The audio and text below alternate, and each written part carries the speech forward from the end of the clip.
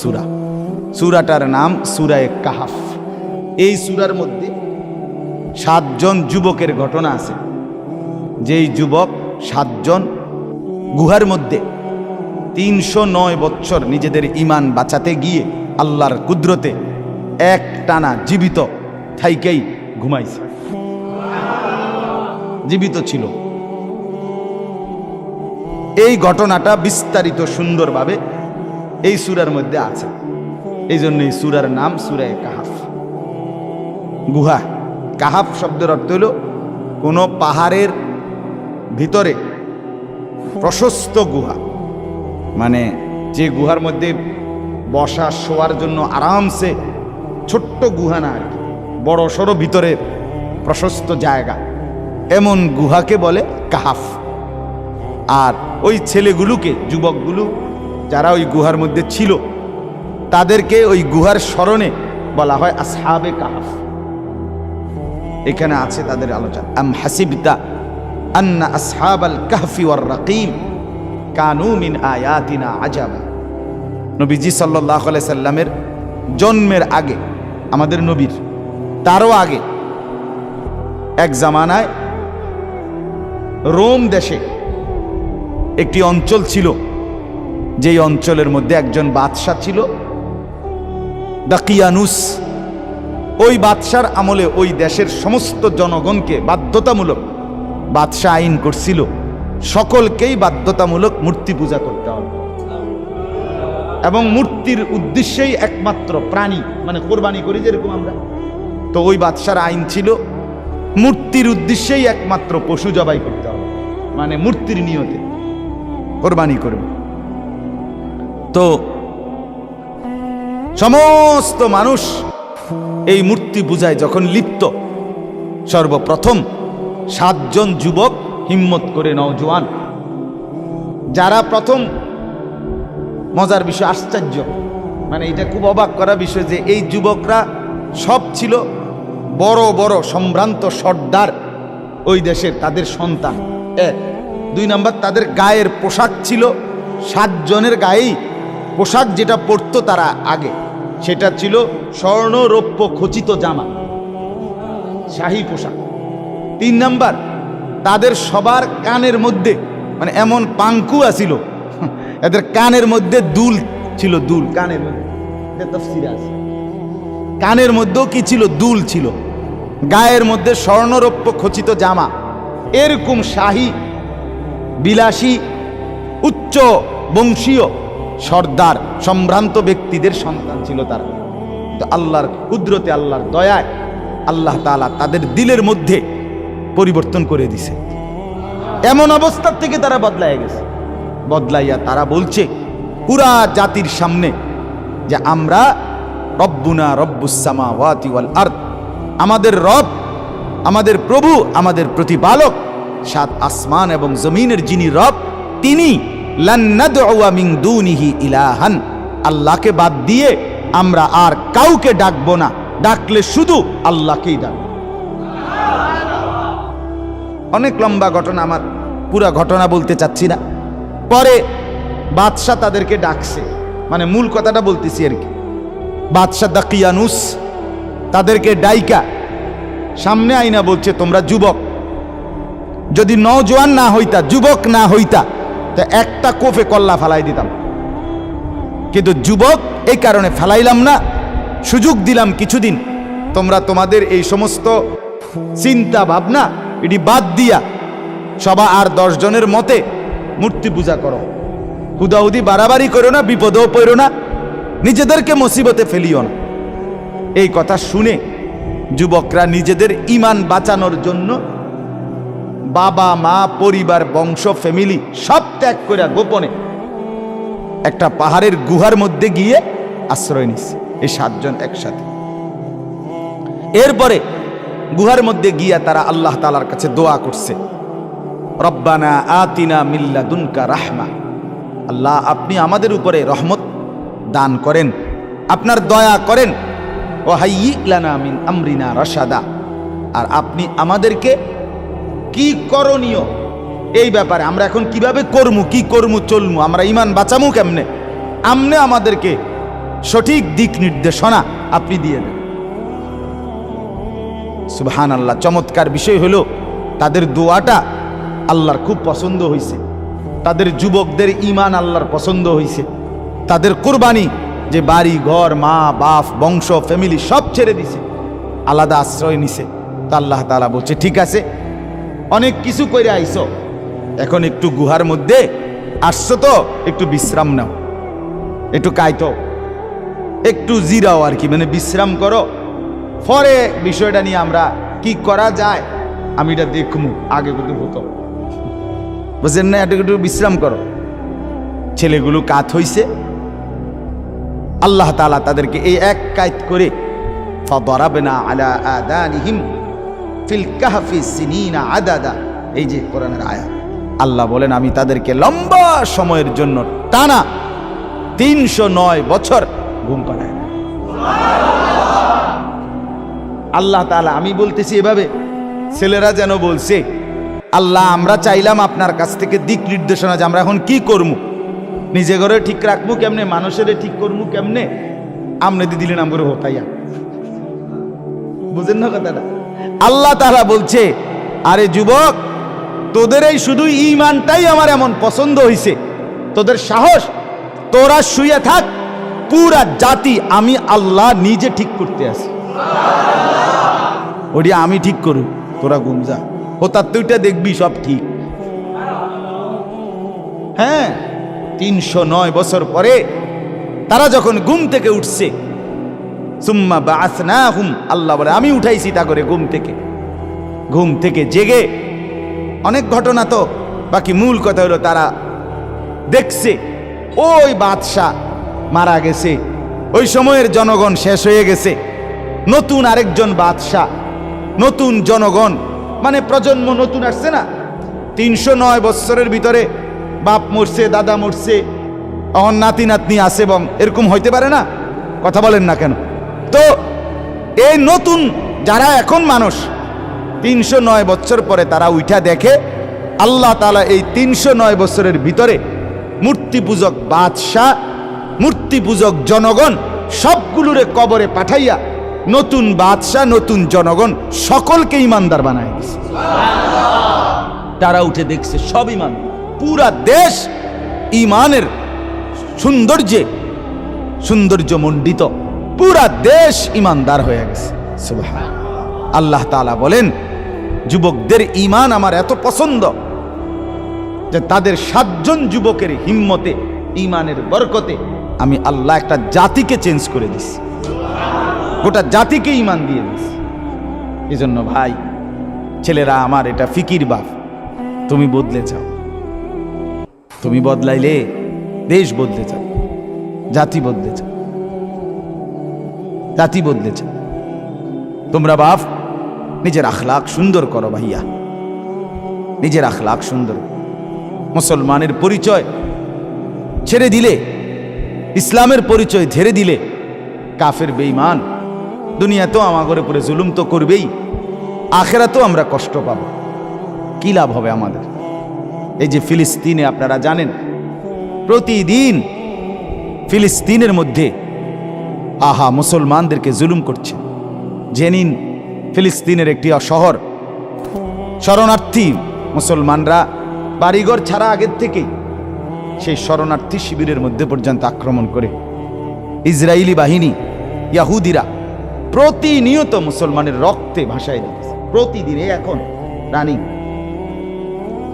বলেন, সেখানে কেউ, সবাই জানে এটা, আমি সব সময় বলি ভাই, দুশ্মন কাফের বেঈমান যখন জুলুম শুরু করবে তখন শুধু কেবল হুজুর চাইয়া মারতন, হ্যাঁ, দাড়ি টুপিওয়ালা চাইয়া মারবে না, তখন কিন্তু আমাদের প্রত্যেকে যেই পরিচয় দিবে আমি মুসলমান তাকেই মারবে। এবার দাড়ি আছে না নাই, সিবা ফ্যান্ড না মারু আপেন, নামাজ পড়ছো না পড়ো নাই, এটা দেখবে না।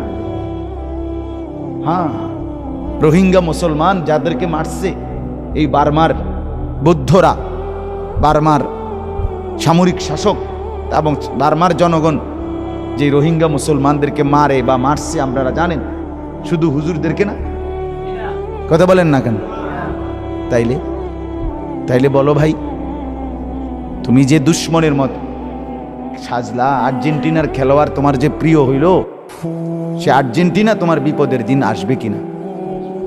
ব্রাজিলের খেলোয়াড় যে তোমার প্রিয় হয়ে গেল, সে তোমার ঈমান রক্ষার সময় তোমার বিপদ মুসিবতের মুহূর্তে আসবে কিনা? হ্যাঁ, আজকে পৃথিবীতে যেখানে মুসলমান নির্যাতিত হয়, কই তো তারা কিছু বলে না কেন? তারা বলে না কেন? বলে যেন আমাদের আপন দুশ্মন দুনিয়ার কেউ নাই ভাইয়া, আমাদের আপন শুধুই একজন, তিনি আমাদের আল্লাহ। হুয়া মাওলানা, তিনি আমাদের অভিভাবক। ওয়া আলাল্লাহি ফালিয়াতাওয়াক্কালিল মুমিনুন, কোরআনের আয়াত। আল্লাহ তাআলা বলেন, মুমিন তোমাদের উচিত, সমস্ত ঈমানদারের উচিত শুধুই কেবল আল্লাহ তাআলার উপরে ভরসা করা। এজন্য সূরা কাহফ, আমার একটা অনুরোধ রইল, যারা বুঝেন, মানে যারা বাংলা পড়তে পারেন, কোরআন শরীফের বাংলা তর্জমা নিয়ে আপনারা এই সূরা কাহফ পড়বেন। বিশেষ করে যুবক ভাই যারা বিবেকবান, আমি বন্ধুর কথা যাদের মনে ধরবে, তাই আপনাদের কাছে অনুরোধ, কোরআন শরীফের বাংলা অনুবাদ নিয়ে সূরা কাহফ পড়বেন। দেখবেন যুবকদের ঈমানের ঘটনাটা আল্লাহ তাআলা কি উল্লেখ করছে, খুব মজাদার, খুব সুন্দর, এবং ঈমান বাড়বে।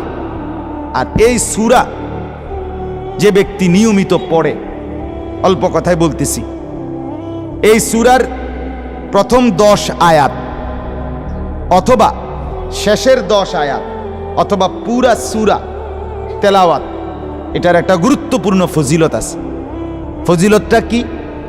ফজিলত হলো, আল্লাহ নবী সাল্লাল্লাহু আলাইহি ওয়াসাল্লাম বলেন, যে ব্যক্তি সূরা কাহফ প্রথম 10 আয়াত মুখস্থ করবে, পড়বে, অথবা শেষের 10 আয়াত পড়বে, অথবা পুরা সূরাটা পড়বে, তো আল্লাহ তাআলা তাকে সর্বশ্রেষ্ঠ এই পৃথিবীর কোনো মানুষের জন্য, ঈমানদারের জন্য সবচেয়ে বড় যেই ফিতনা, ঈমান রক্ষার সবচেয়ে বড় যেই মুসিবত, সেই মুসিবতের নাম হলো দাজ্জাল। আল্লাহ নবী বলেন, এই সূরা পড়ার বরকতে আল্লাহ তাআলা তাকে দাজ্জাল থেকে রক্ষা করবে। এটাই সূরার ফজিলত। যারা মুত্তাকি, আল্লাহ বলে তাদেরকে আমি 3টা জিনিস দেব। কয়টা জিনিস? আবার বলে, মুত্তাকি কি তা হেরা বুঝিনি, আগে কোন কি? 1 নাম্বার কি? গুনাহমুক্ত জীবন। বলেন না, না মাথা লাইলে হইতো না, মুখে কইতে হবে। 2 বন্দিগিওয়ালা জীবন। 3 সর্বাবস্থায় আল্লাহকে ভয় করা। এই 3টা মিললে হয় তাকওয়া। সাফাতা সিনি ফানি, এই 3টা মিললে হয় সা। হুদা 6 কার সা কইলে এটা সা কয়, এটা 6 কার সা, ঠিক কিনা বলেন না? আর এই কাগজে যদি লেখি চ আকার চা, এটাই তো সা। হয় এটা সা, এটা 6 কার সা। কিন্তু চা পাতা চিনি ফানি, এই 3টারে কয় কি? মিলাইলে তাও আবার সিস্টেম করতে হবে। তো ঠিক তাকওয়া মানে শুধু আল্লাহকে ভয় করা, এটা না, এক কথা না, 3 কথা। গুনাহ মুক্ত জিন্দিগি, বন্দিগিওয়ালা জিন্দিগি, মানে গুনাহ করব না, আমল ছাড়ব না, আল্লাহকে ভয় করব। আল্লাহ তাআলা বলেন তাকে 3টা পুরস্কার দেব। 1 কি? ইনদা রাব্বিহিম জান্নাতুন তাজরি মিন তাহতিহাল আনহারু খালিদিনা ফিহা। 1 নাম্বার পুরস্কার হলো চতুর্দিকে নহর পরিবেষ্টিত চিরস্থায়ী জান্নাত দেব। চতুর্দিকে নহর পরিবেষ্টিত চিরস্থায়ী জান্নাত দেব। তাহলে মুত্তাকির 1 নাম্বার পুরস্কার কি? জান্নাত। কন্যা জান্নাত। 2 নাম্বার আল্লাহ তাআলা বলেন, ওয়া আজওয়াজুম মুতাহহারা। আল্লাহ তাআলা বলেন 2 নাম্বার পুরস্কার আমার মুত্তাকি বান্দাদেরকে আমি আখিরাতে দেব। দুনিয়াতে যেই নারী দিছি, সেই নারী তাকে তো দিছি সবাইকে, কিন্তু মুত্তাকি বান্দাকে 70,000 সর্বনিম্ন পুত পবিত্র সুনয়না সুন্দর চমৎকার আকর্ষণীয় জান্নাতের হুর জান্নাতের লারি দেব। দ্বিতীয় পুরুষ। এই যে কোরআন, এটা প্রলোভন না, এটা বাস্তবতা, এটা লোভ দেখানো না, আল্লাহ তাআলার কোরআন এটা।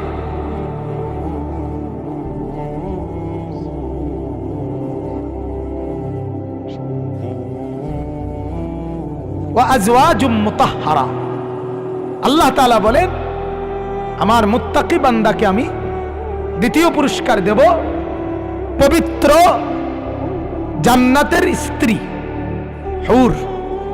এখানে তাফসীরের মধ্যে আছে দুনিয়াতে যেই মহিলা নেককার হবে, চরিত্রবান হবে, সুন্দর আখলাকওয়ালা হবে, আল্লাহ তাআলা ওই নারীকেও জান্নাত দান করবে।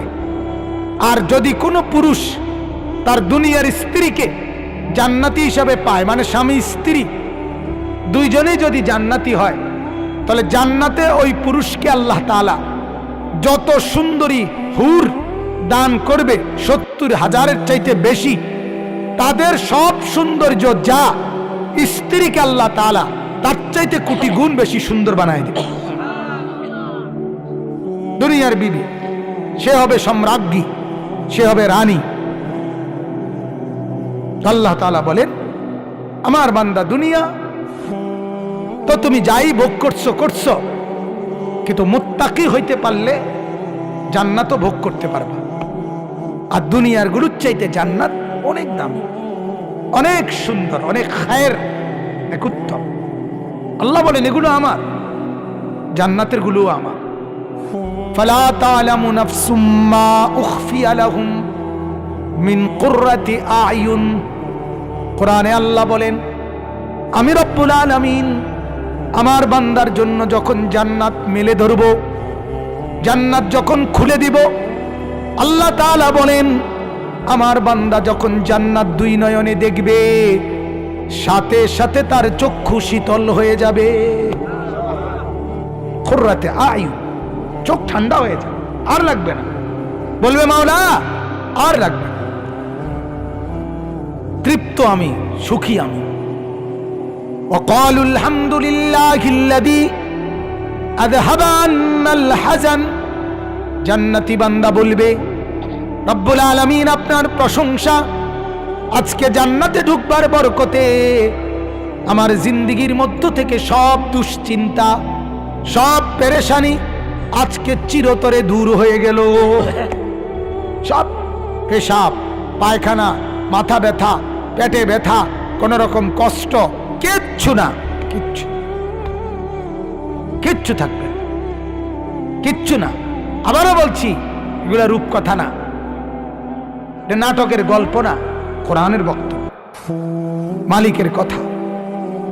সারাদিন যে আলোকিত পৃথিবী অন্ধকারে রাত বানায় তার কথা, আজকে রাতকে আবার আগামী দিনের ভোর বানাবে যিনি, এগুলো তার কথা। অতএব এগুলো কল্পকাহিনী না। দুনিয়ার কত মানুষ মানুষের লেখা কত কিছু বলে নিজেকে পণ্ডিত মনে করে, আর ওলামায়ে কেরাম আল্লাহর কথা বলে, কোরআনের কথা বলে, রসুলের সুন্নাত বলে, এরপরও বলে হুজুররা কম বোঝে, মাওলানারা জানে কি?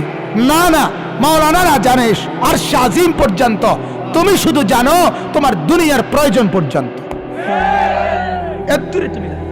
তুমি জানো শুধু সিমেন্ট, ইট, বালু, টাইলস, ফুলকপি, ফাতাকপি, আলু চপ, পেঁয়াজু, বেগুনি, ধন্যতা, কাঁচামরিচ। হ্যাঁ, এই বুঝো তুমি।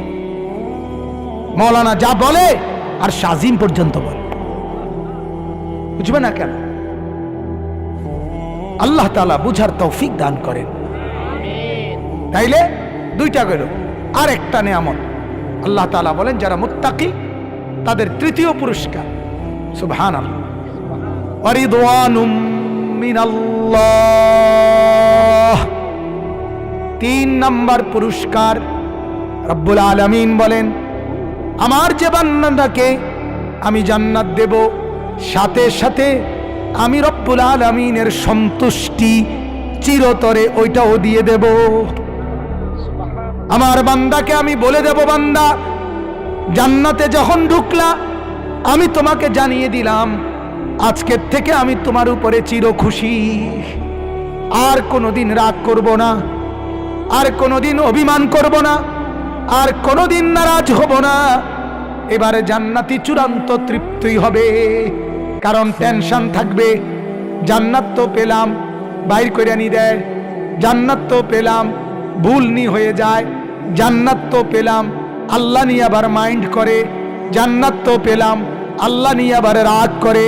না না, আল্লাহ বলে যাকে আমি জান্নাত দেব, সাথে সাথে আমি আল্লাহ আমার চিরস্থায়ী সন্তুষ্টি রিদওয়ান এটাও আমি তাকে দান করব। রিদওয়ানুম মিনাল্লাহি আকবার। আর আল্লাহ বলেন আমার সন্তুষ্টি হচ্ছে সবচেয়ে বড়। আমি যার উপরে খুশি হই, আমি যার উপরে রাজি হই, এটাই হচ্ছে সবচেয়ে বড়। সুবহানাল্লাহ, আল্লাহকে পাওয়া, আল্লাহর সন্তুষ্টি পাওয়া। এজন্য হাদিসে আছে জান্নাতি বান্দা যখন জান্নাতে যাবে, জান্নাতের নাজ ও নেয়ামত সব উপভোগ করবে। এক একটা স্বাদ, এক একটা মজা, এক একটা দৃশ্য, এক একটা আকর্ষণ। তা হাদিসে আছে জান্নাতি উপভোগ করবে কমপক্ষে 70,000 বছর। একটি আপেলের মজা জান্নাতে 70,000 আইটেম, 70,000 রকমের স্বাদ একটি আপেলের ভিতরেই থাকে, একটি মালটার ভিতরেই থাকে। একটা চকলেট আছে অলিম্পিক কোম্পানির চকলেট পালস, এইটা আপনার প্রথম খাইলে যেরকম লাগে কুদ্দুর পরে আরেক রকম লাগে। কথা বলছেন নাই? হ্যাঁ হ্যাঁ, রব্বুল আলামিন বলবে, আল্লাহ তাআলা বলেন বান্দা জান্নাতে যখন আপেল খাবে, প্রথম চাপ দিলে যেই মজা পাবে, পুনরায় আরেক মজা, পুনরায় আরেক মজা, এইভাবে 70,000 মজার পরেই এই আপেলের স্বাদ শেষ হবে। তুমি না বেনামাজিরা, আপনারা না বুঝলেও আমি বুঝছি, আমি না বুঝছি। বেপর্দা মহিলারে বইলেন হেবুটি না বুঝলেও আমরা বেরিয়ে বুঝছি। আলহামদুলিল্লাহ আমরা বুঝেছি, আল্লাহকে মেনে সুখ আছে। এই যে রাত 11:30 বাজে, এত রাত পর্যন্ত মহব্বতে বসে আছেন শুধুমাত্র আল্লাহর কথা বলার বরকত। ঠিক কিনা বলেন না? হ্যাঁ, আল্লাহকে মেনে লাভ আছে, আল্লাহকে মেনে লাভ। মখলুকের কাছেও মহব্বত পাওয়া যায়, আল্লাহ তাআলারও মহব্বত পাওয়া যায়। যে বন্দিগি করে তাকে মখলুকও ভালোবাসে, আল্লাহও ভালোবাসে। লোকেও তাকে বলে লোকটি সৎ, চরিত্রবান, নামাজি, ফরহেজগার, দিনদার, ভালো মানুষ।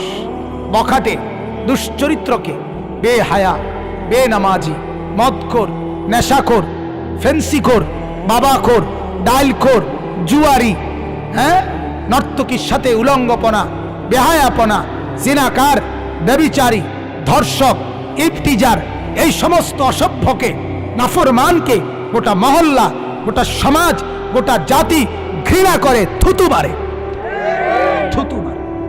সুদখোর যদি 10 তালা না 80 তালা বিল্ডিং একেবারে পৃথিবীর সবচেয়ে দামি মার্বেল পাথর দিয়েও বাঁধায়, মানুষে আটতে যাইতে যাইতে কয় সুদের টিয়া, দূর বাদ দে বেটা, সিটারির টিয়াই থাক তো বিল্ডিং বেটা, মুতিরই এসব বিল্ডিং এ বেটা। আমরা গ্রামে হইলে এটা কয়, আমি নোয়া খেললেন আমি, আমরা এদিকে দূর বাদ দিতাম, ইতান টিয়া দিয়ে আমি করবো কিটা। হ্যাঁ হ্যাঁ, গুনাস ইজ্জত দেয় না, দুনিয়াতেও না, আখেরাতে তো নাই, ওখানে তো নাই, দুনিয়াতেও সম্মান দেবে না। চলেন শেষ কথা। তাইলে আল্লাহ তাআলা বলেন, আমার বান্দা দুনিয়ায় যা উপভোগ করছো তার চাইতে উত্তম কোথায়? জান্নাতে। বলেন না কোথায়? আল্লাহ বলেন আমার সেই জান্নাত আমি দেব যে মুত্তাকি তাকে। কাকে বলেন? আবার বলেন, মুত্তাকি তাকে। মুত্তাকি মানে কি? তিন জিনিস। গুনাহ হবে না যার, আমল ছুটবে না যার, আল্লাহকে ভয় করবে যে, তাকেই বলে মুত্তাকি। কোনো গুনাহ হবে না, কোনো আমল ছুটবে না, আল্লাহকে ভয় করবে। আল্লাহ বলেন সেই মুত্তাকিকে আমি তিনটা নেয়ামত দেব। এক নাম্বার জান্নাত দেব, দুই নাম্বার সুন্দরী পবিত্রা পুত পবিত্রা নারী স্ত্রী দান করব, তিন নাম্বার আমার সন্তুষ্টি দিয়ে দেব। আল্লাহু বাসীরুম বিল ইবাদ। আল্লাহ তাআলা বলেন আমার সব বান্দাদের দিকে আমি পুরি খেয়াল রাখতেছি, নজর রাখতেছি, চোখে রাখতেছি, দেখতেছি তুমি হাসো না কান্দো, তুমি গুনাহ করো না আমল করো, সেজদা করো না নাফরমানি করো, ভাত খাও অসুবিধা নাই, হতো সমস্যা নাই, বেডি চাও সমস্যা নাই, টেলিভিশন দেখো সমস্যা নাই। আল্লাহ কয় ভোগ করো দুনিয়া, অসুবিধা নাই। গরু ছাগলও দুনিয়া ভোগ করে, কুকুর বিড়ালও দুনিয়া ভোগ করে, জন্তু জানোয়ারও দুনিয়া ভোগ করে, মাগার এটা মনে রাখো আমি কিন্তু খেয়াল রাখি, আমি হিসাব রাখি, ও চিরেই হাসরের ময়দানে নিয়ে আসবো আর বিচার করব। সেদিন বুঝবে কার মা আছে কার মা নাই। আল্লাহ তাআলা আমাদেরকে বুঝা মানা সহজ করে দেন, আমলের জিন্দেগি দান করেন, আখলাক দান করেন, আল্লাহকে ভয় করার মতো এক দিল আল্লাহ আমাদেরকে দান করেন, আমরা যেন সবাই জান্নাতি হতে পারি। আল্লাহ তাআলা তৌফিক দান করেন।